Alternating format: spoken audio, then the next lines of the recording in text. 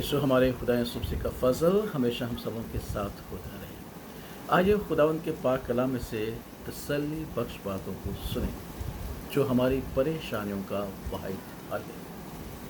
इस बाज़ औक़ात हमारी ज़िंदगी में हमें ऐसा महसूस होता है कि शायद खुदावंद हमसे दूर हो गया है और खुदावंद ने हमें तर्क कर दिया है। बेशक ऐसी बातें ईमानदारों की ज़िंदगी में आती हैं जहाँ वो ख्याल करते हैं कि खुदावंद ने हमें छोड़ दिया है। मिसाल के तौर पर अय्यूब नबी की ज़िंदगी में भी ये बातें जो थी वो वक़ूफ़ हुई और अय्यूब नबी ने अय्यूब 23वें बाब की 8वीं आयत से यूँ कहना शुरू किया, देखो मैं आगे जाता हूँ पर वो वहाँ नहीं, और पीछे हटता हूँ पर मैं उसे नहीं देख सकता। दाएं हाथ फिरता हूँ जब वो काम करता है पर वो मुझे दिखाई नहीं देता। वो दाहिने हाथ की तरफ छिप जाता है ऐसा कि मैं उसे देख नहीं सकता। कितनी मायूसी की बात है। वो कहता है कि मैं उसे देखना चाहता हूँ लेकिन खुदावंद मुझसे दूर हो जाता है और मैं उसे देख नहीं पाता। अय्यूब नबी के अलावा हम दाऊद बादशाह की ज़िंदगी में भी गौर करते हैं जिसके बारे में खुदावंद ने शमूएल से कहा था कि मेरा दिल पसंद बंदा मुझे मिल गया है और मैं हमेशा उसके साथ रहूँगा, मैं उसका तख्त अब्दुल्लाबाद कायम रखूँगा, मैं उसे नहीं छोड़ूंगा। लेकिन हम देखते हैं कि ज़बूर 10 में दाऊद बादशाह इस बात का इजहार करता है, ऐ खुदावंद तू क्यों दूर खड़ा रहते हैं, मुसीबत के वक्त तू क्यों छिप जाता है। ऐ खुदावंद तू क्यों दूर खड़ा रहता है और मुसीबत के वक्त तू क्यों छिप जाता है। और फिर हम जानते हैं कि ज़बूर 22 में जो हमारे खुदा यीशु मसीह का ज़बूर भी है, दाऊद बादशाह ने इस बात का इकरार किया, ऐ मेरे खुदा तूने मुझे क्यों छोड़ दिया है, तू मेरी मदद और मेरे नारों फरियाद से क्यों दूर रहता है।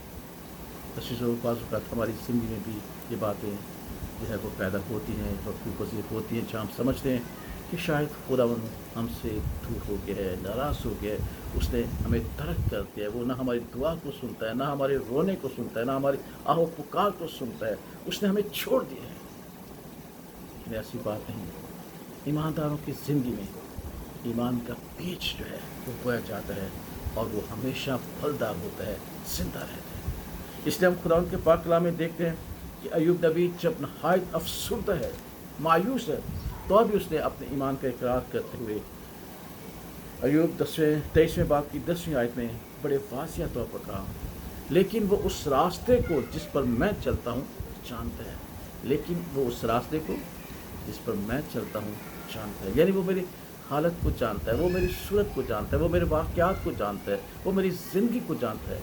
अगरचे मैं उसे नहीं देख पाता लेकिन वो मुझे जानता है। और दाऊद नबी भी यही कहते हैं कि बेशक मैं समझता हूँ वो मुझसे दूर है, उसने मुझे छोड़ दिया, लेकिन वो मेरे उठने बैठने को हत्ता कि मेरी उस एक बात को जो मेरे दिल में वो जानता है, क्योंकि मेरे अयाम उसकी किताब में लिखे हैं।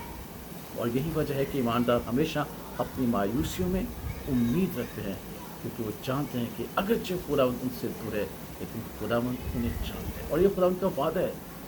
इसलिए वो कहते हैं कि हमारे खुदा यीशु मसीह के वसीला से ये वादा है कि मैं तुमसे दस्तबरदार ना होऊंगा और ना मैं तुम्हें छोड़ूंगा। हमारे खुदा यीशु मसीह ने छूटने के बाद बड़े वाज़िह तौर पर कहा कि मैं दुनिया के आखिर तक तुम्हारे साथ रहूँगा, मेरा इत्मीनान तुम्हारे साथ होगा, तो मेरा आखरू जिसे मैं बाप के वसीला से भेजूँगा तुम में बसेरा करेगा और हमेशा तुम में रहेगा और मेरी बातें तुम्हें याद दिलाएंगी कि मैं तुमसे ना तो दस्तबरदार रहूँगा ना तुम्हें छोड़ूंगा, बल्कि दुनिया के आखिर तक तुम्हारे साथ हूँगा, क्योंकि मैं तुम्हें जानता हूँ। इसलिए सिर्फ इन्हीं बातों की वसीला से हमें तसल्ली और इत्मीनान होता है जब हम दुखों में से और परेशानियों से गुजरते हैं। खुदा इस कलाम के वसीला से आप सबों को बड़ी बरकत और सलाम इनायत करे। आमीन।